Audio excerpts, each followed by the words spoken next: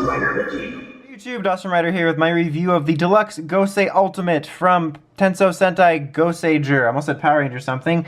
Coming at you right from 2010. I know this is a bit of an oddly old-ish review to throw at you, especially since I kind of alternate between the newer stuff and the really older PR stuff. Although it's not getting really older anymore. Anyway, but so yeah, basically, I think this was the year I started skipping the large mecha release to save money because between the price of it and the shipping, it's a lot, so I would wait. And I've been catching up on those over the years. Gosei Ultimate just kind of fell by the wayside, even though it's actually one of my more favorites. So I have it now, wanted to get a review out before I wanted to put it on display. But anyway, enough talk about the history of why I bought this, which is probably not why you're here. Before I forget it, this does include a card, which will work in the changer, but I do not have that here because it's in storage, so I apologize about that. But you know what the changer sounds like. It's not like it's a current gimmick thing. But that's really all it comes with, other than itself. So here we have its ship mode, which in concept, like in terms of the way it looks in art or in the, that's a weird way of phrasing it, but you know what I mean, like in the show, I like the look of it. It's not my favorite in ship mode, but I do like the design of it. But the toy, I feel, is just kind of okay at translating the look of it. Like, I like certain bits, like the way this looks going through here, but in toy form, it's one of those ones that the toyness of it, like the little kibbly parts and the little crevices and stuff everywhere, sort of just take away from some of the things I like about it in show. So, yeah, I like the design, not my favorite, but the toy just doesn't do it quite as much justice, as usual with these things. But major note, probably the most important thing about this, it can roll. Very exciting. Okay, that went on for way too long. Anyway, so let's go ahead and transform it. Very quick and easy transformation, which I really like because I am stupid, but also I just really like just kind of fun and simple transformations that are easy to do. So these are going to be the legs. Actually, before I forget it, take these off. On these little wing thingies here, they're going to be the little weapons. The word little is being used a lot for some reason, but so just separate this and then make sure that this part's folding forward because it's going to be the kneecap. Same thing for here. Just folds around real easy, and then flip the feet out here. There you go. Oops, I didn't even realize these were folded in the whole time. I apologize. These are supposed to be folded out when you're in ship mode. Fold them in now. Thanks, spoiler alert. Also, while I'm standing it up, before I forget, that was actually a good example, although that was me.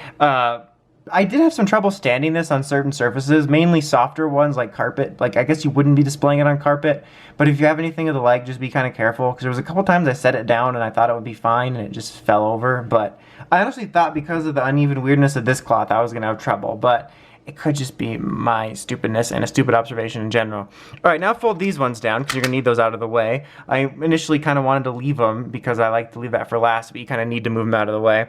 Just separate this here, and you're basically just literally going to fold them down and then twist the wrists around or the arms around until you're seeing this blank side here. You don't want to be seeing any, like, whoops, I just totally messed that one up. You don't want to be seeing any of the design so that the fists are facing the proper way. It's kind of a shame because like this looks much better to me. I mean, except for the fact that it's hiding the arm, but having a design here and then here is so blank. Like, I wish that it was different or that they like painted something here so it doesn't look so suddenly blank.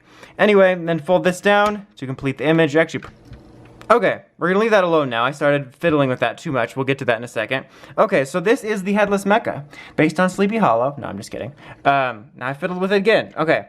So to get the helmet piece out, just press this little button here. This will slide down, and then fold this out. Snap that back up. It's obviously going to be the same when you want to put it away for ship mode. Just fold this out, and then fold these out, and there you have it. Last touch here. We'll get these, and he'll have his little sword-like weapons that were the little like wings or whatever.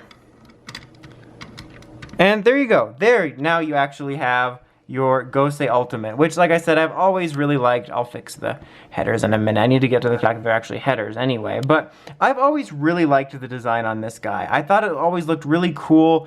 It's like very simplistic and yet sometimes, I don't want to say complicated, but it just definitely has this sort of holy quality, like some sort of like worshipped statue look to it, especially with like the face formation there when it's shiny. But it also has this really nice simplistic look, and I don't know, I've always just really really liked the design of it. So I was kind of disappointed that it took me so long to get my hands on this one. But I do have the Power Rangers Megasource. It's just like, you know, an internet show. Anyway, sorry.